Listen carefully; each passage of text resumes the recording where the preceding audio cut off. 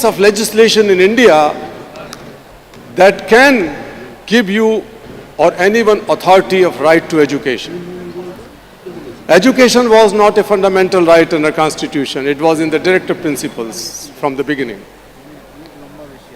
So I decided that, okay, I will go, but with one strong resolve, that if we don't have that provision in Constitution, why don't we amend the Constitution? I started calling up some of my friends, and they said, what are you talking about? You are an ordinary person. We are all ordinary NGOs or ordinary people. And you are talking about changing India's constitution. And I had faced such problems, some mockeries in whole my life. I said, okay, we have to think how to change the constitution. Somehow, me and my friends managed to meet then Prime Minister Atal Bihari Vajpayee. He said it is impossible because I am running a minority government and you need 2/3 majority in changing constitution. I also met then leader of opposition Sonia Gandhi ji, also Manmohan Singh ji. I have met many leaders from all parties with my friends. Some said idea is good but very difficult. So we organized a long march from Kanyakumari to Kashmir to Delhi demanding right to education in year 2001.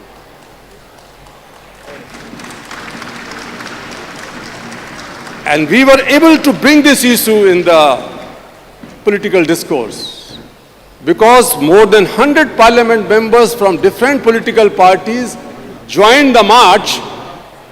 Many of them were genuine, but of course some of them just wanted to stand to take a good photo because they are changing India and joining the march with the children. So hundreds of children were marching with me every day, but hundreds of thousands of people altogether, millions of people altogether started raising the voice right to education. We did many other experiments in provoking this. And when the march was ended in Delhi, the Prime Minister, the leader of opposition, the Speaker of Parliament, and the President of India, all four leaders who met us, they have given me the audience to meet and talk to them because the whole issue was born. And within a year, I tell you, my dear young friends, India's constitution was unanimously amended. There was no opposition from any one parliament member. So as I said that it is not a silk path. There are so many problems, but how these problems could be converted into solutions. The challenges could be translated, could be converted into opportunities. That is something which you have to keep in mind, that everything is not coming in your plate with your degree. But you have that courage. You have proven it. The God is with you if you are with yourself. Trust in your immense potential and power. I always say that God can never be so meager that He has sent you without purpose. Just go and roam around at animals. You are not animal. You are a social animal, but you are born with some purpose.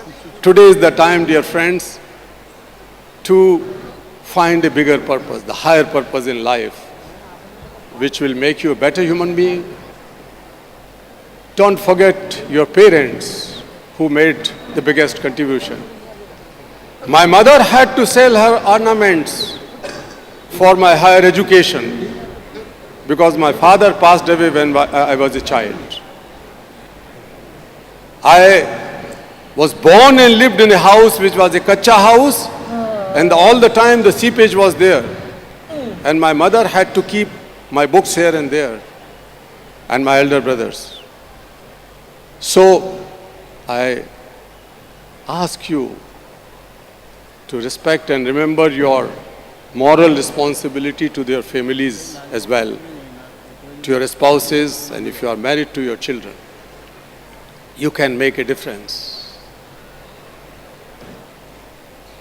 You are living in a land where someone from abroad came and settled down and one day became a Nobel laureate, Mother Teresa. And not only the Nobel laureate, but a saint. You are living in a land, and many of you were born in a land which has brought Kolkata, which has brought the first ever Nobel Prize for India, Gurudev Rabindranath Tagore ji. You are living in a land and born in a land where Netaji has stood up and said, "Tum mujhe khoon do, main tumhe azadi dunga." Goosebumps come. Anand ji, Narendra, a young man, was transformed into. So you have immense potential and power. When I was being awarded the Nobel Prize, I was asked to deliver the acceptance speech, and I lost my papers. It never happened in the history of humankind. And me being the first Indian, born Indian, to stand on the dais of Peace Prize, I was not nervous, but I was overwhelmed with many thoughts, but also with a sense of deeper moral responsibility to the children of the world. What should I do after going back from this dais? These thoughts were pushing me to think bigger, higher. So I lost my papers. Everybody was nervous. The king, queen, princes, prime ministers, ministers, world leaders, and hundreds of millions of people were watching on television. So a story came to my mind, and I'll end with that. There was a heavy fire broken out in jungle. All animals were running for a safer place, including King Lion. A lion noticed there was a tiny hummingbird flying straight towards the flames. He was surprised. Shockingly, he asked, "What are you doing? Committing suicide? Become mad?" She replied, "Sir, I am going to extinguish this fire because I was born and grew up here." "How come?" Lion asked again. And she said, "That day, this story is my story. I see injustices around me. I see hatred and violence and divisions around me. This is the fire which is grabbing all of you. How can you live in the environment of hate and divide and violence, sometimes communal violence and caste violence and so on in India? There is a tiny hummingbird is inside each one of you. She is calling to come out with your degrees and asking you to extinguish this fire. Be the problem solver. Be the compassionate leader. Feel the suffering and problems of others as your own problem, and emerge as the true champion. You need not to look for a leader outside you. You need not to look for an avatar outside you. You need not to look for a champion outside you. There is a leader. There is a champion. And there is the divinity of God resides inside you. I call upon that divinity, make this world a more human, peaceful, and sustainable. Thank you so much. And once again, I congratulate you. Thank you. Thank you, sir. I am sure that the motivation you have sowed in us, not only the students, the entire community, will help us to dream even bigger than our personal or national, and we will work relentlessly towards achieving it. Thank you very much for gracing today's program, sir. It is our pleasure to have amidst us Professor V.S. Chauhan as our honorable guest. Dr. Chauhan commenced his teaching career in the year 1971, holding academic positions in institutes of repute including St. Stephen's College, Delhi University, IIT Kanpur and Delhi University. His tenure at ICGEB, bringing in its inaugural year 1988, culminated a 16-year directorship. During this period, Dr. Chauhan made substantial contribution to malaria research and structural nanobiotechnology. In addition to his academic and research pursuit, Dr. Chauhan has devoted 4 decades to nation-building initiatives in higher education. He played a pivotal role in establishing several national research institutes under the Department of Biotechnology, Government of India. That includes CDFD Hyderabad, NIBMG West Bengal, THSTI, RCB, CIAB, amidst others. Dr. Chauhan's ongoing involvement as the chairman of the building committees of some of the most reputed research institutions propelled them to the forefront of biotechnology research, fostering numerous Indian scientists. Dr. Chauhan's notable contribution extend to his astute talent spotting, selection and mentorship of highly talented Indian graduates for prestigious scholarship such as Rhodes, INLEX and Flex Scholarship among others. Serving as the Indian Secretary of Rhodes Scholarship for over the last 4 decades and as a trustee of the INLEX Foundation, Dr. Chauhan has played a crucial role in assessing and interviewing over 60,000 applicants. Over his 43-year tenure, more than 1,200 exceptionally talented Indian graduates were afforded the opportunity to study at leading universities in USA, UK and Europe. Dr. Chauhan remains actively engaged in the process of identifying and mentoring scholars. He has been the chairman of University Grants Commission in 1718. Dr. Chauhan played a pivotal role in shaping critical policy decision in UGC MHRD Executive Council of NAC. Dr. Chauhan currently serves as the chairman of the working committee overseeing the complex task of implementing One Nation, One Subscription, a project aimed providing researchers in all higher education institutions with access to research publication.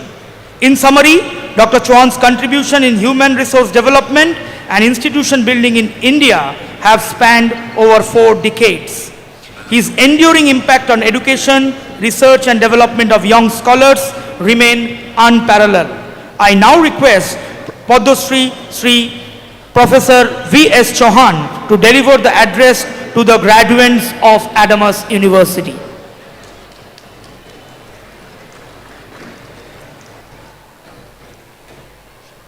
To everyone, even to those who are not settling down at the back and continuously talking. Good morning to everyone. The Chancellor, Kailashji, Suranjan, my colleagues, members of Academic Council, faculty, parents, well-wisher of students, and above all, most importantly, students. I'm absolutely delighted to be amongst you, and I thank you to invite me to address you. I shall be brief.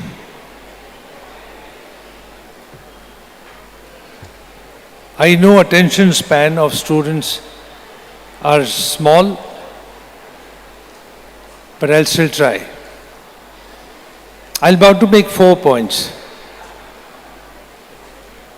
I want you to consider the Kalashi had very well articulated possibility, challenges, duties, what should be done, what leader should do. But I very quickly, in a couple of minutes,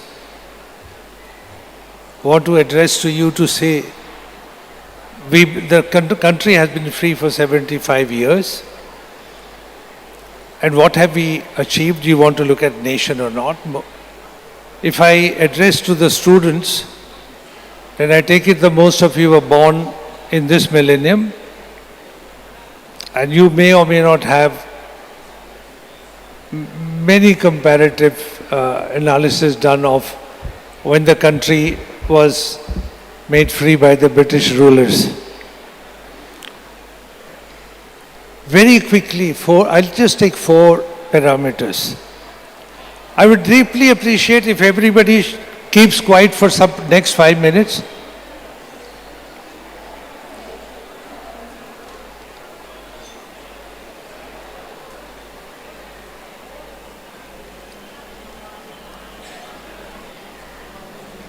Listen, I'm a born teacher. I've taught all my life. I've taught for 50 years. And I found it very difficult to teach if my students are talking. So anyway, I'll try to ignore your noise.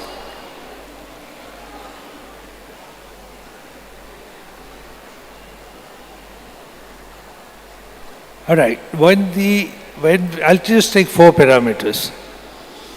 When British left us, we had 200 universities. Today we have 1,500 universities. When British left us, there were 5% of the land mass of India was irrigated. Today we have 55% of India mass irrigated.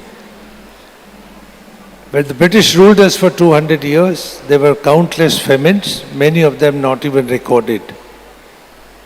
Today India produces all the food that is needed.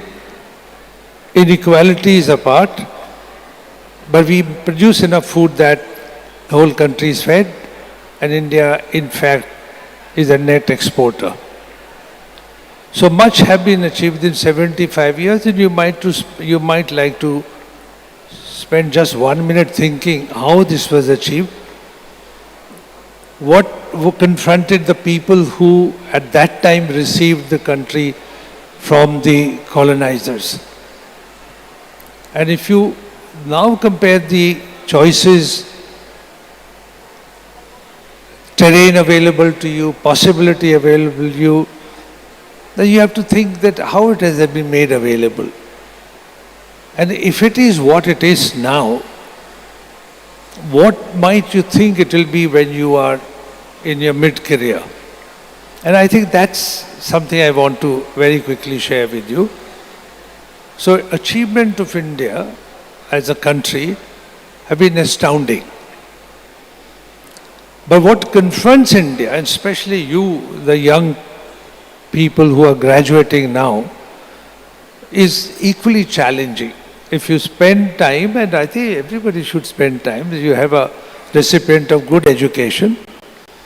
And let me put that across to you, that even today, in 2024, you are 2 out of 10 who makes it to a brick and mortar university.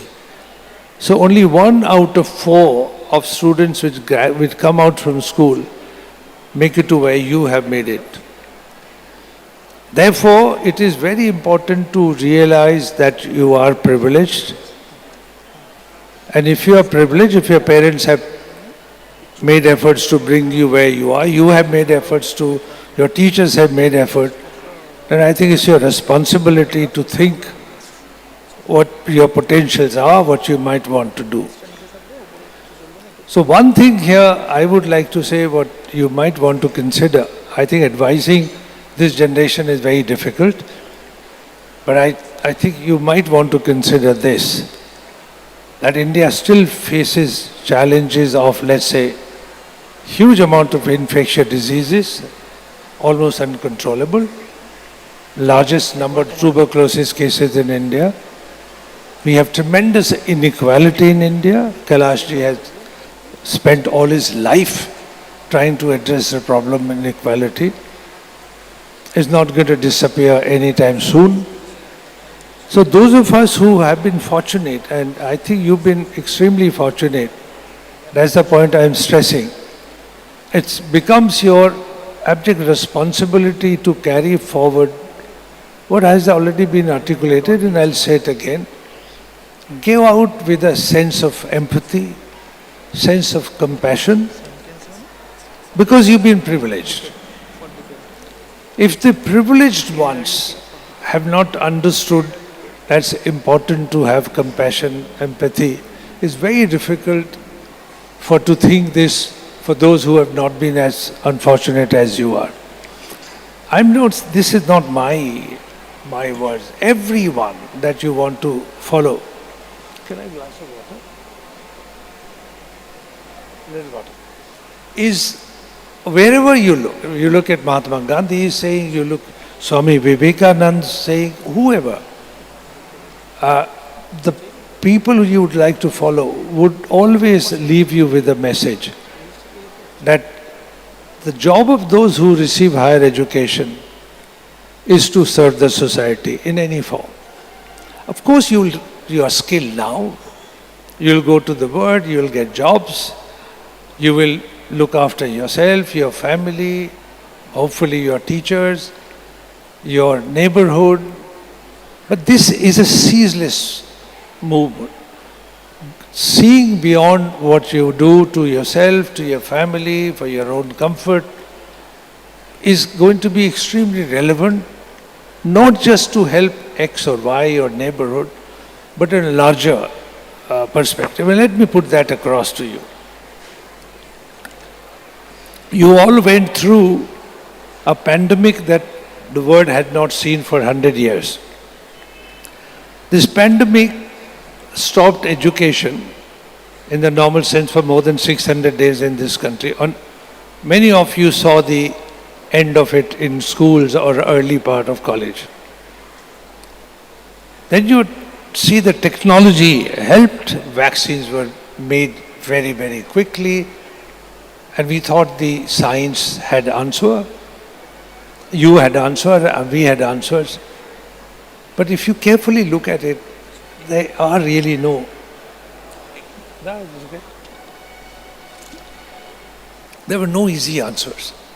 And why I bring this is my second point I quickly want to share. What is real concern? The real concern is go out, get a job, make some money. But if you get the information, which should not be confused with knowledge, if you receive information, you'll see the thing that look at us more than anything, even more than inequality, is the climate change, so-called climate change. As I speak with you now, there's a fire burning in mid-part of Chile. Very large number of Chinese are stranded on roads because they've never seen so much snow and ice. And this is going on for the last 10 years.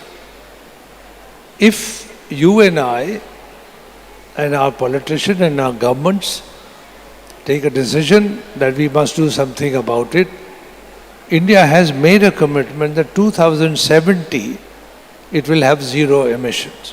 But 2070 is there. You are in 2024. You will have to confront 2030. You will have to confront 2035, 2040.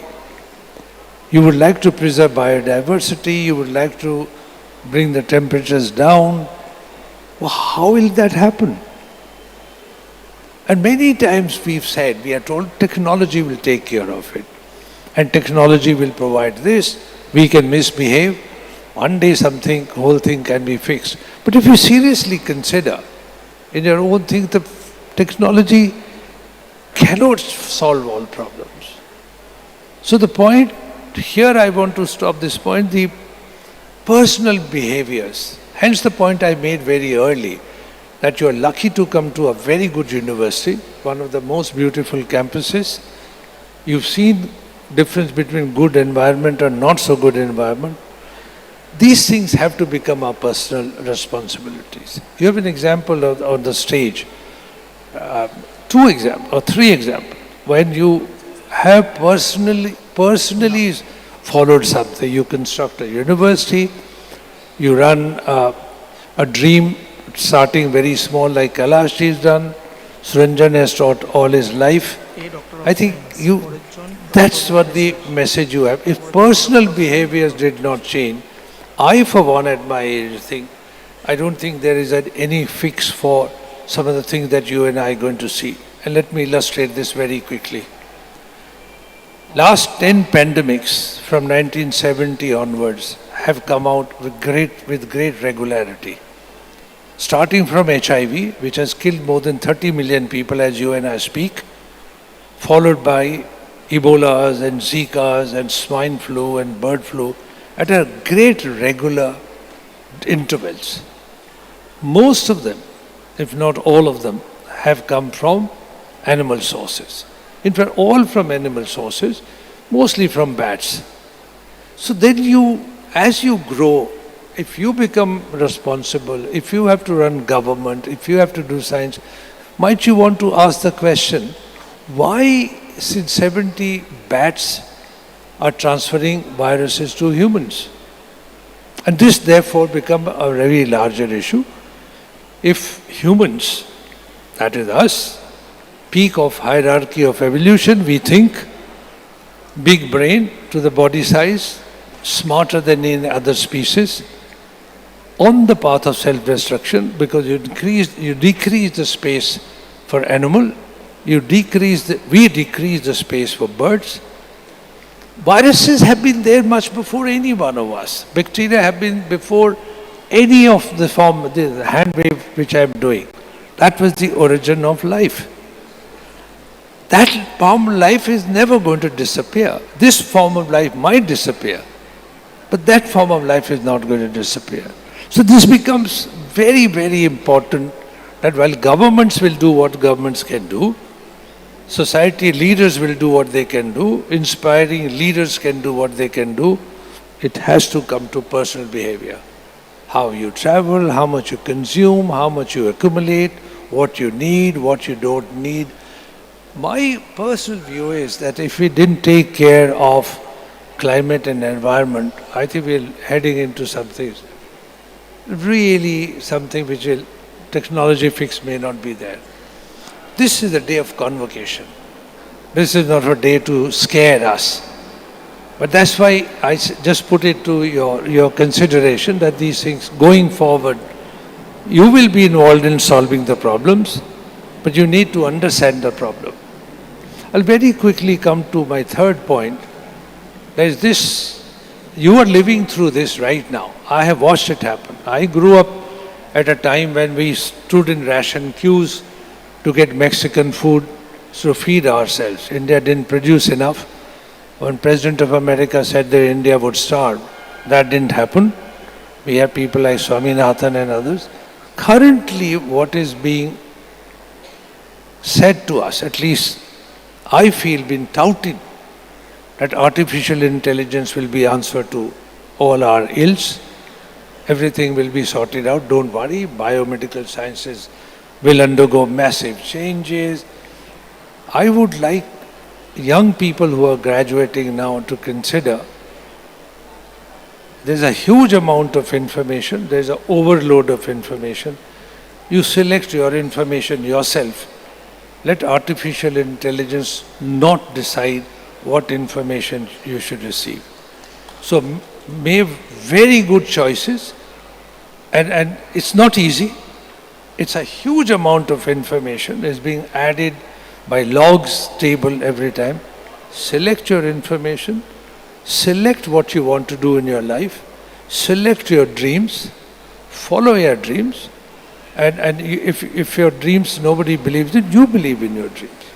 I think the current generation, as I see them, is extremely smart.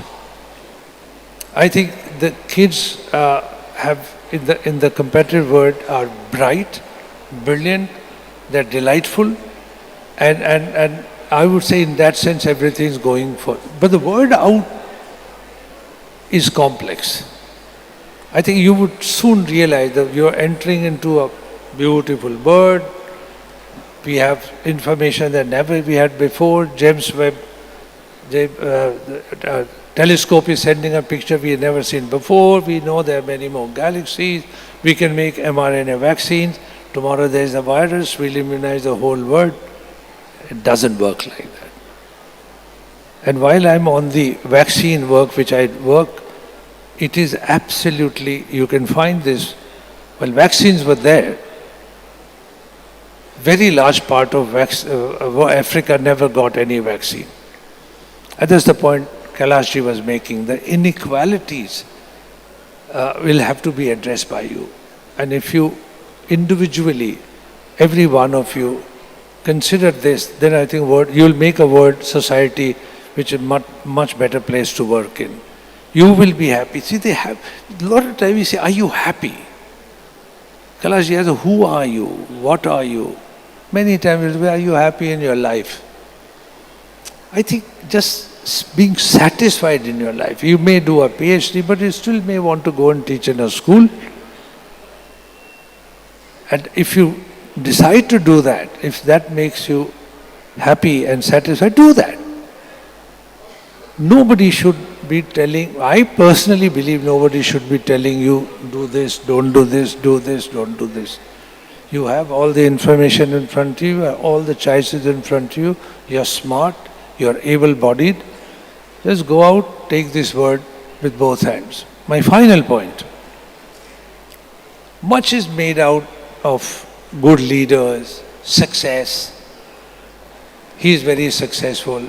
He's made a lot of money, got a job soon after university. Infosys has given this much money, or McKinsey's have given this much money. Oh, that's fine. If that is the measure of success, so what should be the measure of success? I think that you should decide. I don't think others should be deciding whether you are successful or not. And if you spend some time pondering about it, then I think you will get to where you want to get to. Working hard or not working, there is no substitute. Let me assure you this. Follow any story, whether Kailash or some Sanger, whoever, or Virat Kohli or javelin thrower, you will find amazing amount of hard work done. There is no shortcut to a success of any kind. You want to be a good teacher, you have to work very hard. You want to be a good scientist, you have to work very hard. You want to be a good sportsman, you have to work extremely hard. You want to drive like Saurav Ganguly, then you have to spend hours in your net to how to do the cover drive. So, and here, this is an advice. This is not for your consideration. It's an advice. There is no shortcut to hard. The talent or the genius, yes, I don't deny that some people are just God gifted. Most of us, lesser mortal like me and many of you, hard work that pays. If you do hard work with honesty and fearlessness, then you never have to look back what is happening, who's saying what. Just follow your path. You create your path, you walk on it. So hard work, no substitute. Compassion, it's your responsibility. I don't think it's our request. Compassion and empathy is your responsibility. If anything, I can tell you from my own life and my reading, anything that is going to give you happiness, satisfaction, it will come from your sense of empathy for others. Trust me, nothing will give you more pleasure eventually when you open arms. Word is waiting for you. It's a very exciting word currently. Notwithstanding, there are 2 wars going on for a long time. Notwithstanding, there are wildfires. I think that's where people like you become extremely important. So I'm going to stop here. I wish all of you luck. I want to thank the opening of this was the most spectacular opening. I today realized when I was coming what Shah Rukh Khan or Amitabh Bachchan must be feeling about, with such sense of tremendous drama. So I really want to thank kids who performed in front. This is the most grand convocation I've come to. I thank everyone who has done this, and I hope I've not said anything you didn't want to hear, and you'll invite me again for another convocation address. Thank you very much. Thank you, sir. Thank you for your words of enlightenment and wisdom.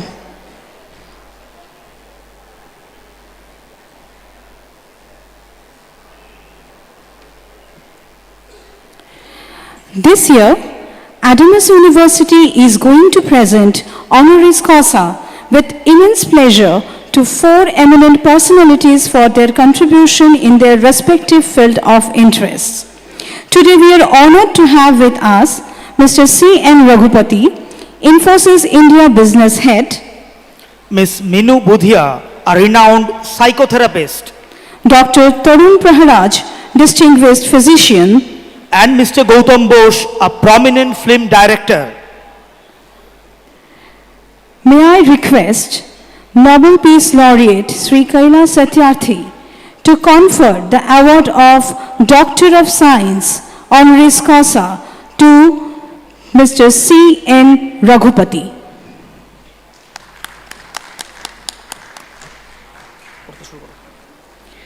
The university is making this award. Noted that Mr. C.N. Raghupati, Sri Raghu, an alumnus of IIT Madras, a nationalist and technocrat, excelled in executing complex technology projects, which achievements like building India's first 400 kV switching and substation, construction of first gas pipeline of established India unit of Infosys. His focus was on nation-building projects in India like income tax digitization, GST implementation, and many others. Post-retirement from Infosys, he is exploring the use of generative AI for national purposes. Sri Raghu received the Lifetime Achievement Award from IEEE for his contribution to national digital transformation.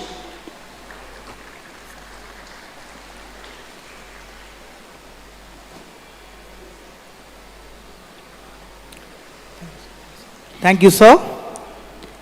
We will request Mr. C.N. Raghupati to say a few words today.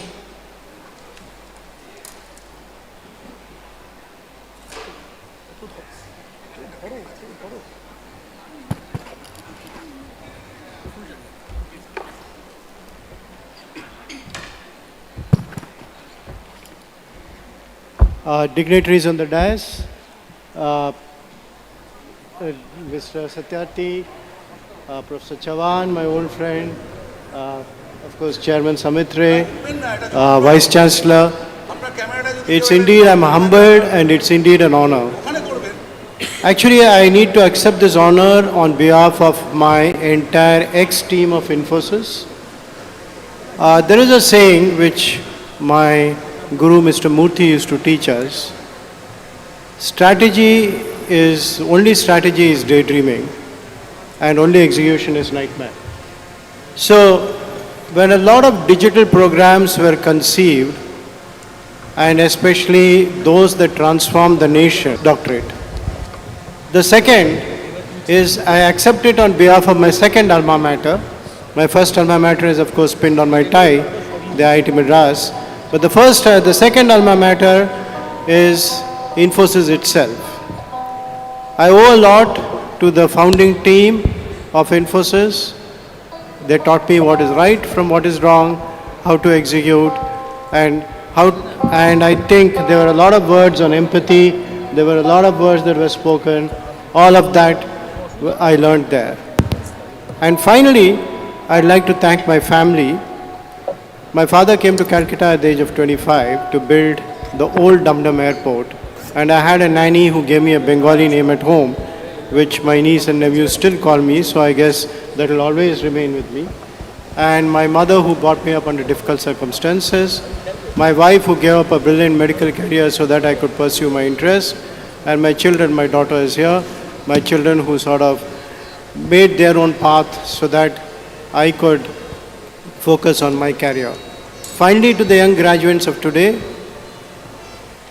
so for those who have scored high marks, those who have graduated in disciplines which are very popular, congratulations, you have earned your right to be at the table.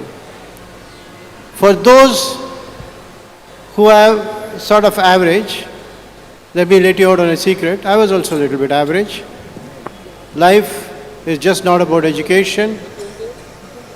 Life, success, however you define it in life, is an entire bunch of bouquet of various things which includes dedication, hard work, etc. You can still go ahead and aim for it. Lastly, to paraphrase, you are going out in the best of times and in the worst of times. I wouldn't call it the worst of times, the most cautious of times. The best of times, I differ with my good friend Dr. Chavan. I think IT is like one of those eras where it has just started. You have not seen the end of it, and generative AI has just started.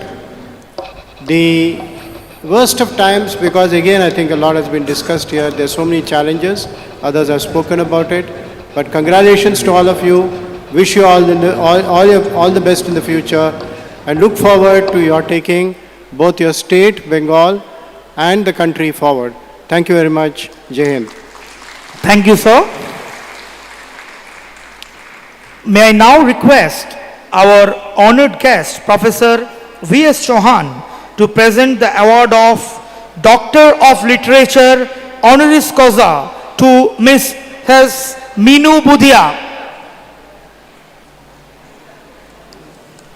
The university, in making this award, noted that Mrs. Meenu Budhia, throughout her life, has made many enormous contribution to humanity.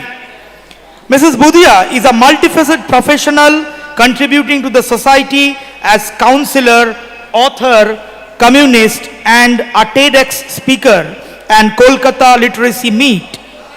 She has taken impactful initiatives like Foundation of Caring Minds, a significant mental health OPD clinic at Institute in presently working as a psychotherapist and counselor at Bellevue Clinic, St. Xavier's College, J.D. Birla Institute.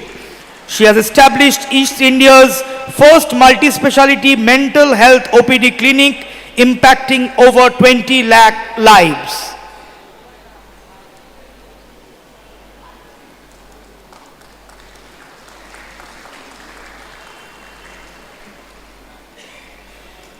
We now request Mrs. Meenu Budhia to share your views with us today.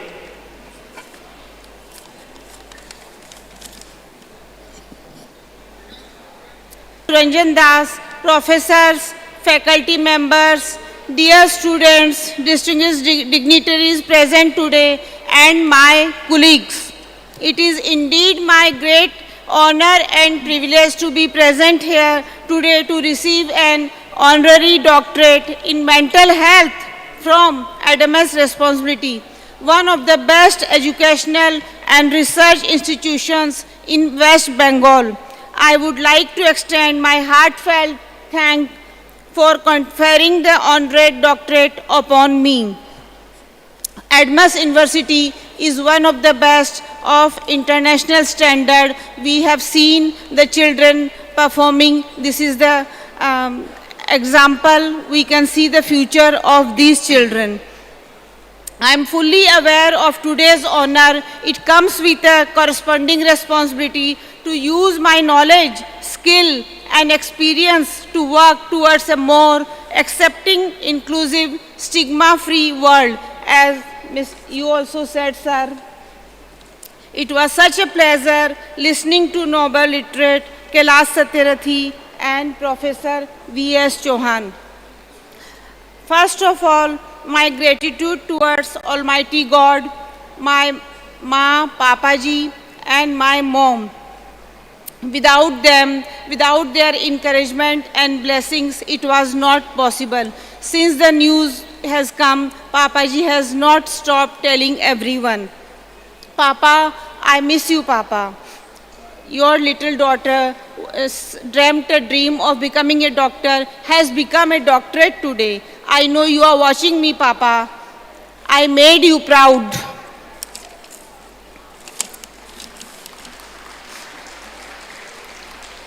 My universe is made of Sanjay, my husband, Priyam, my elder daughter who taught me so many life lessons, Prachi, who is the reason behind everything.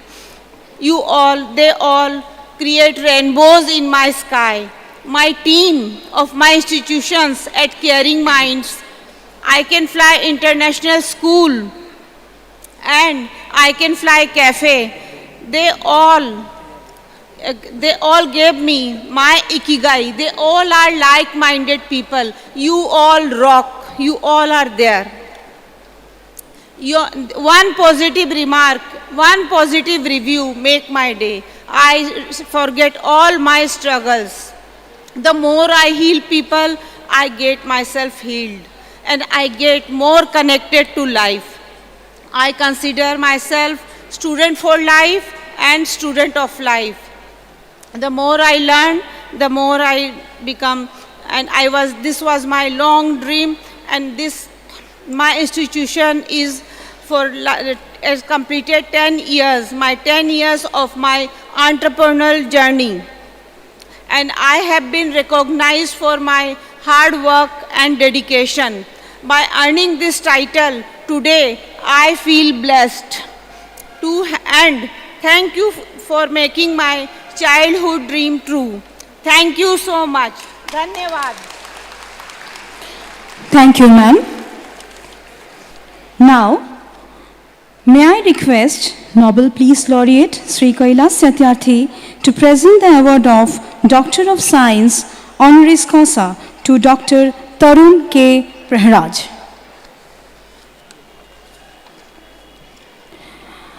The university is making this award noted that Dr. Tarun K. Praharaj throughout his life has made many monumental contributions to humanity.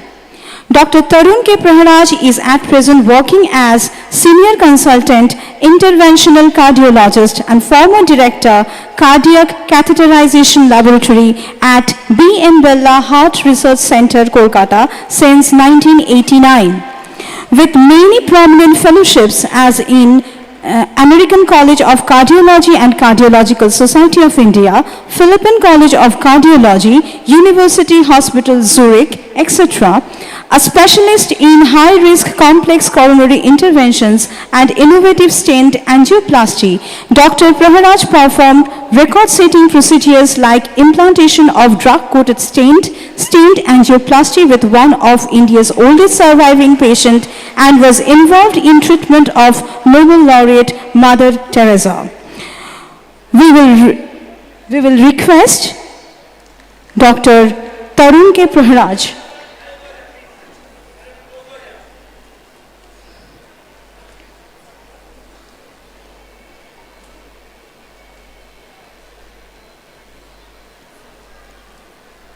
We will request Dr. Tarun K. Praharaj to say a few words today.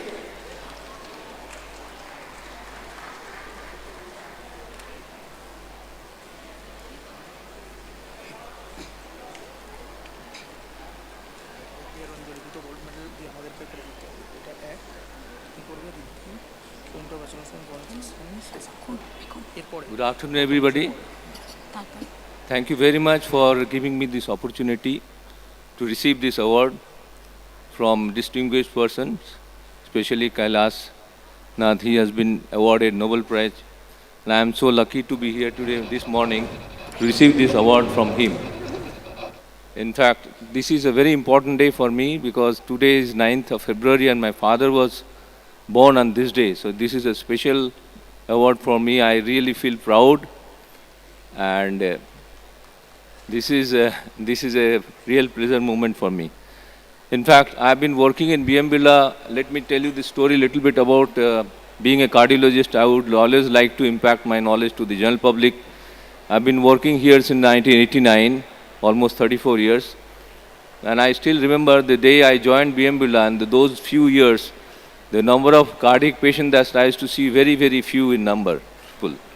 This is very alarming. And most of us, we know how to treat patients, like, for example, controlling sugar, taking care of blood pressure, controlling cholesterol, dietary advice, and everything we know. But besides that, we also do intervention to lead a good life. And this is a preventable disease. And I feel very sorry to see someone less than 40 years of age getting heart attack, which probably, if he knew that there were some risk factor like smoking habit or high cholesterol or obesity, if you can take care of those risk factors, you can prematurely prevent many problems. But unfortunately, country like India, Bangladesh, and most of the neighboring countries, their incidence of heart attack has gone up so much. And it is a preventable disease, which I want to stress. Like, for example, when a person comes with heart attack, either we give them thrombolytic treatment or we put them to cath lab and do the angioplasty. That is a part of treatment which we cannot afford to everybody. Because India is such a large country, we have so many poor people here.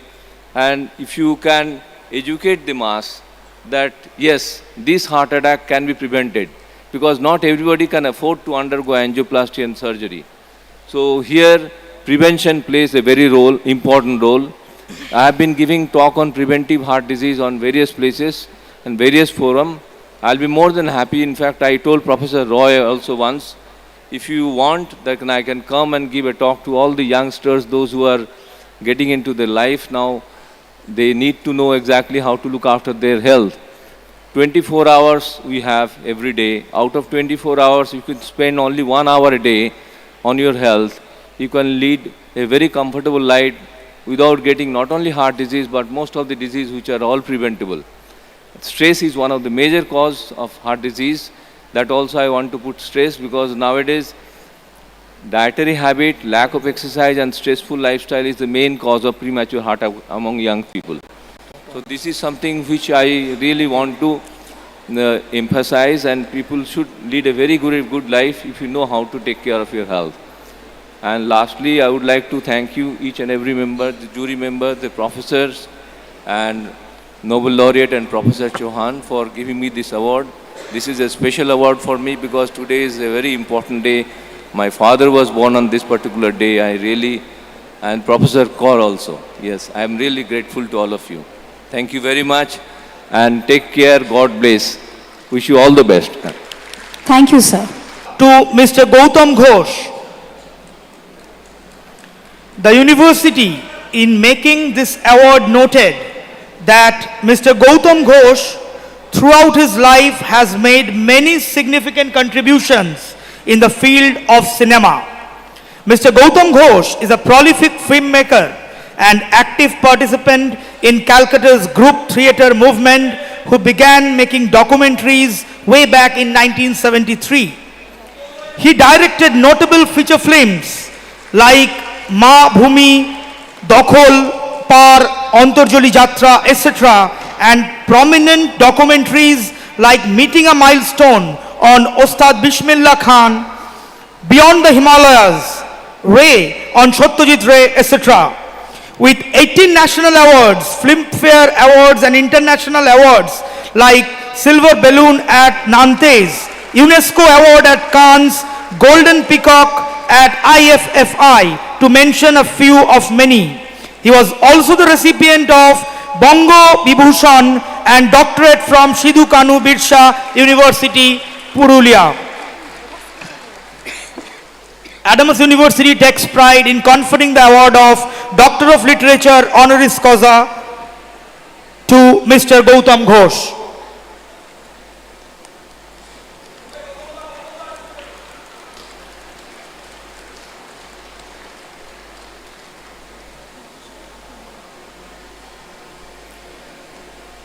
We now request Mr.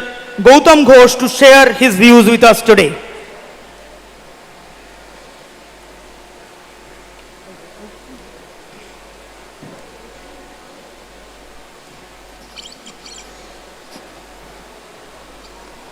dignitaries present here, Honorable Chancellor of Adamas University, the Vice Chancellor, Governing Council, Academic Council, distinguished guests, and dear students, you are wonderful, and I can see that Dr. Roy's dream has come true. So applause for that. Really, it's I appreciate. Well, I have nothing to advise because, Kailash ji and Chauhan ji had given you a brilliant advice. You will go out of the university with your degree, with the skill you have acquired, but go and work with a great love and passion for humanity. I think they have said everything. I have nothing much to say. Well, being a filmmaker, I would like to quote a very interesting anecdote from D.W. Griffith, one of the greatest American filmmakers. He was a kind of a pioneer of creating cinema grammar. In 1924, he had written an article, Movies 100 Years From Now. So it's now 2024. Because, initially or always you dream, as Kailash ji said, that is very important. But sometimes your dreams are shattered. I quote what he wrote. Not exactly. He was writing that, the new Marvel cinema has arrived, and this Marvel will create a worldly brotherhood. Because through cinema, people of Philippines could see the life of Americans, American would see the life of Iraq, Iran will see the life of India. Like that, Griffith was a dreamer. He wrote that one day, I'm sure, through cinema, people will feel that man is one, and there will be no war in the future. Unfortunately, after that, there was a destructive Second World War, which ended up with the bombing of Hiroshima and Nagasaki, all we know. And after that, war, carnage after carnage. So Griffith was a dreamer, it was his utopia. But that is also very important. We are all dreamers. We are all dreaming for a better world, to become a better human being with love and compassion. We try to negate our negative emotion with the positive one. That's I think, should be done by all the students. You acquire skill, but, try to suppress negative emotion with your positive one, as suggested by Kailash ji and Chauhan ji, to become a good human being with love and compassion. That's very important. Well, another thing, I say that since I belong to tinsel world and people tell me that you are a celebrity for so many decades, I think 3 words should be banned from dictionary: celebrity, VIP, and star. These are discriminatory. It is anti-human. So whenever you think about it, he's a celebrity. No. Celebrity, as these revered people said, is inside you. And I'm sure you will gather more strength to work for humanity. Thank you very much. Thanks a lot. And, I'm really, truly honored by your wonderful gesture of this great university, Adamas. Thank you very much. Thank you, sir.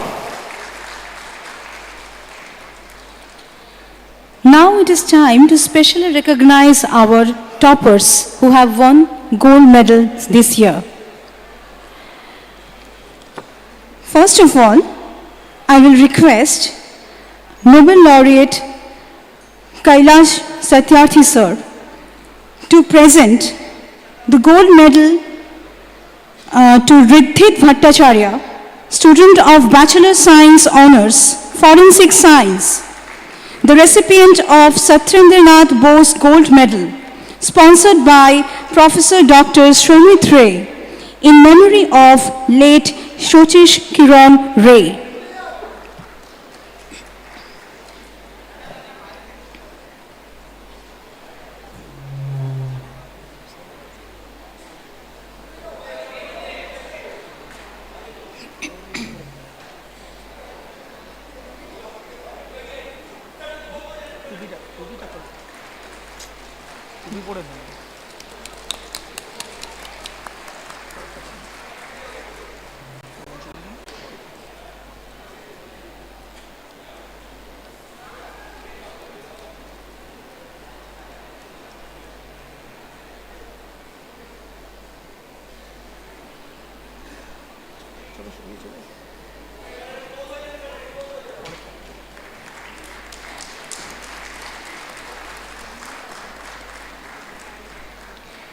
The second gold medal goes to Anjali Orgho, student of Bachelor of Science Honours in Chemistry, who is the recipient of Satyendranath Bose Gold Medal sponsored by Mrs. Mollika Roy in the memory of late Maniklal Chaudhary.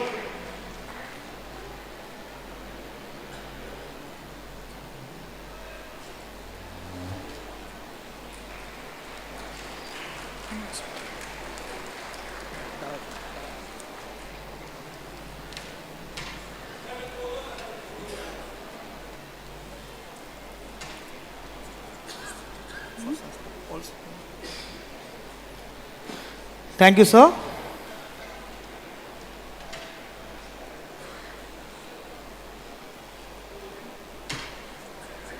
We request all students to kindly remain as our guests will make their way.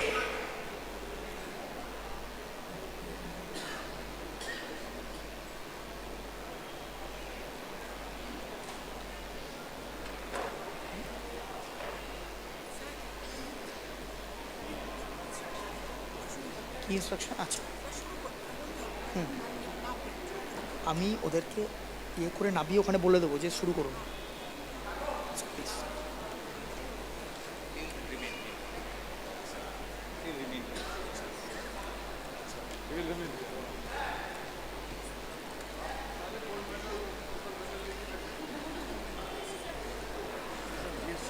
With the gold medal winners, the next